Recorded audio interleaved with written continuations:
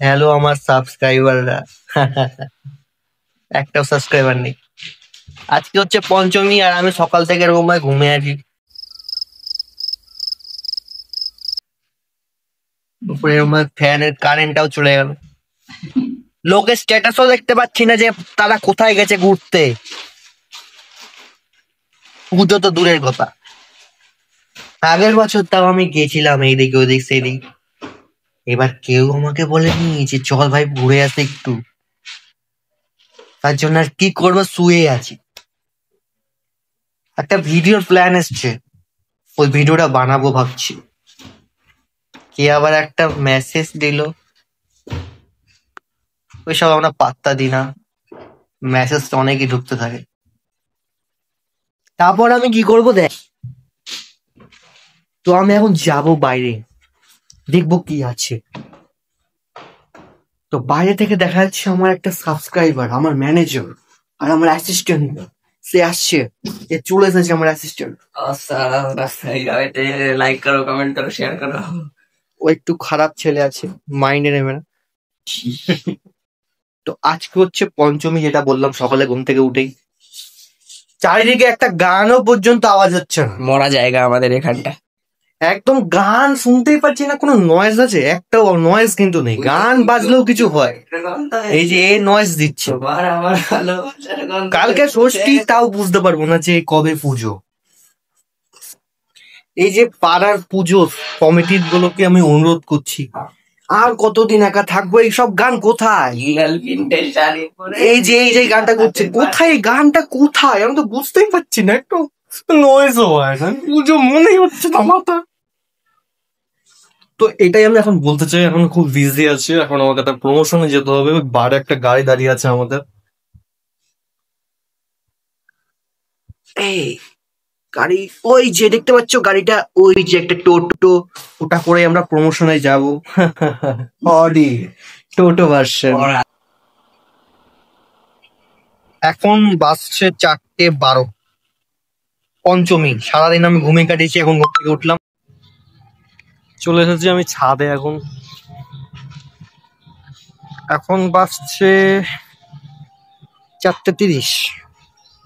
আমার সব বন্ধুগুলো ঘুরতে গেছে পুজোতে কলকাতায়। ওরা নাকি পর পর 3 দিন টানা কলকাতায় যাচ্ছে, আবার যাতায়াত করছে, মানে বাড়িতে আসছে যে আবার কলকাতায় যাচ্ছে। আমি ভাই এরকম পারবো না। আকাশটা দেখো কত সুন্দর লাগছে, দেখো আকাশটা কত,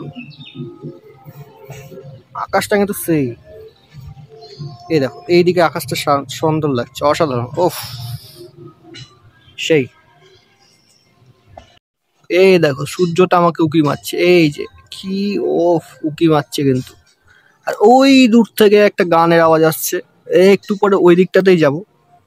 ওই দিকটা যখন বললাম যে ওই গান বাজছে, ওই দিকে গিয়ে ব্লগটা বানাবো, দেখবে আজকে ব্লগটা চলে আসবে বিকেলে, রাত্রের দিকে ছেড়ে দেবো, সকালবেলা পেয়ে যাবে। আর এটা আমি ফার্স্ট টাইম ব্লগ বানাচ্ছি।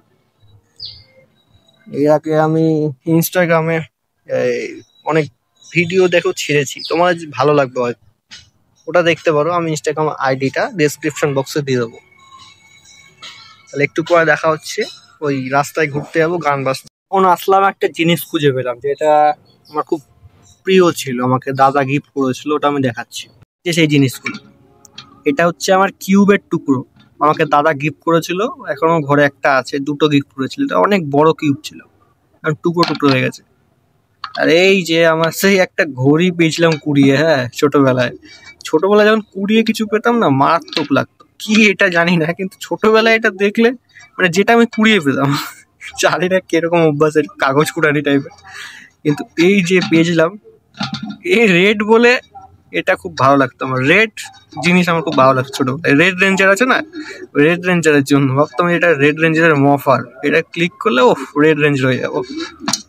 আর এই যখন পুজো আসে, চারপাশে দেখবে অ্যাডভার্টাইজ দেয় আর গান বাজে, ওই গানের আওয়াজ না পেলে মনে হবে না দুর্গাপুজো এসছে। শোনাচ্ছি আমি, হয়তো শুনতে পাবে, এই দিক থেকে একটা আওয়াজ আসছে, আর ওই দিক থেকে একটা আওয়াজ আসছে, আমি দুটো আওয়াজই শুনছি। এই আওয়াজ না পেলে মনে হবে না দুর্গাপুজো এসছে।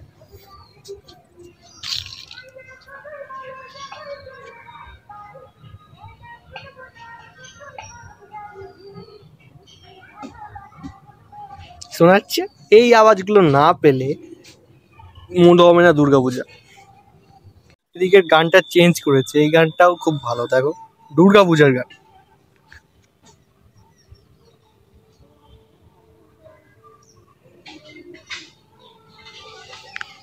শোনা যাচ্ছে? ওই দেখো আবার। এই গান না হলে দুর্গাপূজা তোমার কাছে কোনো স্পেশাল না। পাড়ায় এইসব গান চলবে তাহলেই তো মনে হবে দুর্গাপূজা এসছে। যার সাথে ওইদিকে যাওয়ার কথা ছিল সে আসেনি, তার জন্যে আমি গেলাম। কালকে ষষ্ঠী, কালকে যদি ওইদিকে যাই তাহলে ওইদিকের ব্লগও চলে আসে। এখন সন্ধ্যাও লেগে গেছে হালকা হালকা, এই যে হালকা আলো আছে, এখানে আলো আসছে তাই, কিন্তু বাইরে একদম সন্ধ্যা লেগে গেছে। তো কালকে ওই ব্লগটা আসবে, ওটা দেখতে পারো তোমরা। আজকে এখানে শেষ করছি, বাই বাই।